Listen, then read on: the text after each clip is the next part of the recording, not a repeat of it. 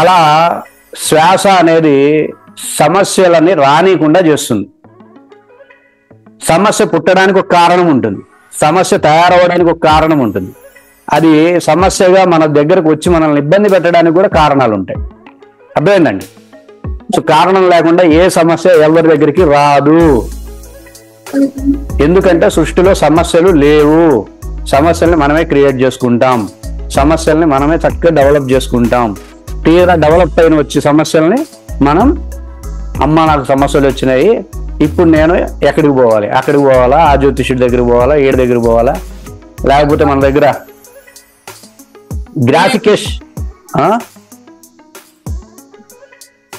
గ్రాఫికేశ్వర యోగులు ఉంటారు కదా,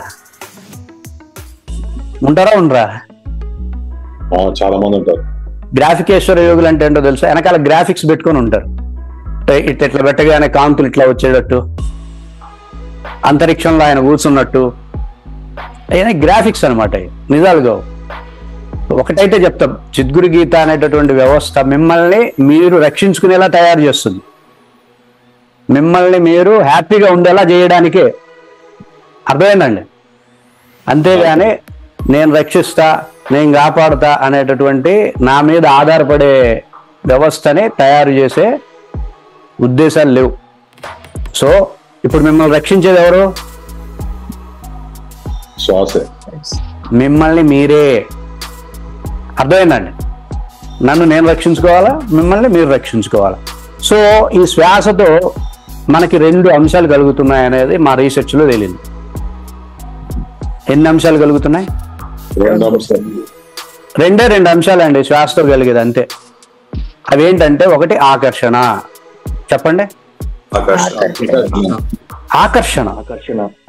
ఏంటి ఆకర్షణ అంటే? ఆకర్షణ అంటే సృష్టి నీతో సమన్వయం అవ్వాలి ఫస్ట్. ఈ సృష్టిలో ఉండే ప్రతి జీవరాశితోనూ యూనివర్స్ సమన్వయం అవుతూ ఉండాలి. యూనివర్స్ కి మనకి ఉండేటటువంటి ఒక కనెక్షన్ పాయింట్ ఏదైతే ఉందో అది కనెక్ట్ అవ్వకూడదు, అది డిస్కనెక్ట్ అవ్వకూడదు. అర్థమైన? అక్కడ డిస్కనెక్షన్ నుండే సమస్యలు వస్తూ ఉంటాయి. సమస్యలు స్టార్ట్ అయ్యేది ఆ డిస్కనెక్షన్ నుండే. సో శ్వాస అనేది ఏం చేస్తుందంటే మిమ్మల్ని నిరంతరం ఆకర్షణతో ఉంచుతుంది. ఆకర్షణ అంటే ఏంటంటే సృష్టితో నువ్వు ఎప్పుడు కనెక్టెడ్ గా ఉంటావు, అట్రాక్టెడ్ గా ఉంటావు. అర్థమైందండి? ఆకర్షణ అంటే అర్థమైందా? కనెక్ట్ అయి ఉండాలి.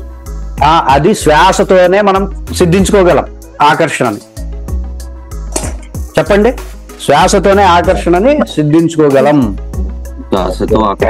ఆకర్షణ సిద్ధించుకోగలం.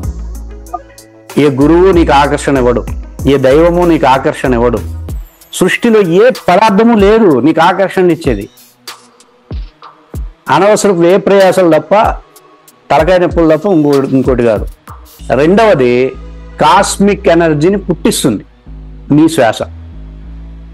చెప్పండి, ఏం చేస్తుంది? పుట్టిస్తుంది. కాస్మిక్ ఎనర్జీని పుట్టిస్తుంది. ఏంటి?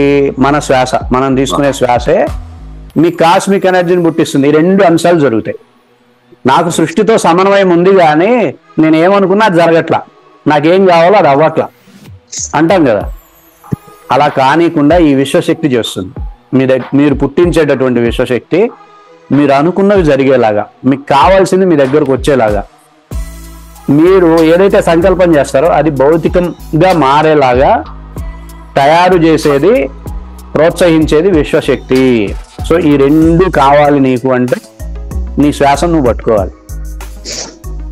అర్థమైందా? ఇప్పుడు ఎక్కడికి వెళ్ళాలి? ఎక్కడికి తిరగాలి? ఇప్పుడు మనం శ్వాస దగ్గర తిరగాలి. శ్వాసతో ఇప్పటిదాకా శ్వాస మనతో తిరిగింది, మనం శ్వాసతో తిరగాలి. ఇప్పుడు దానికి మనం ఒక మొదటి మెట్టు ఎక్కుతున్నాం, మొదటి స్టెప్ వేస్తున్నాం. మీకు అన్ని విషయాలు చెప్పే ప్రయత్నం చేస్తా, ఓకేనా? ముందుగా ఇది ప్రాణాయామ ప్రోగ్రాం కాబట్టి అసలు బ్రీత్ అంటే ఏంటి, శ్వాస ఎలా ఉండాలి, శ్వాస ఎలా ఉంటే ముందుగా మన లోపల అనేది హీలింగ్ ప్రాసెస్ జరుగుతుంది, బాగా జరుగుతుంది. శ్వాస ఇలా ఉంటే తెలుసుకోవాలా వద్దా? ఫస్ట్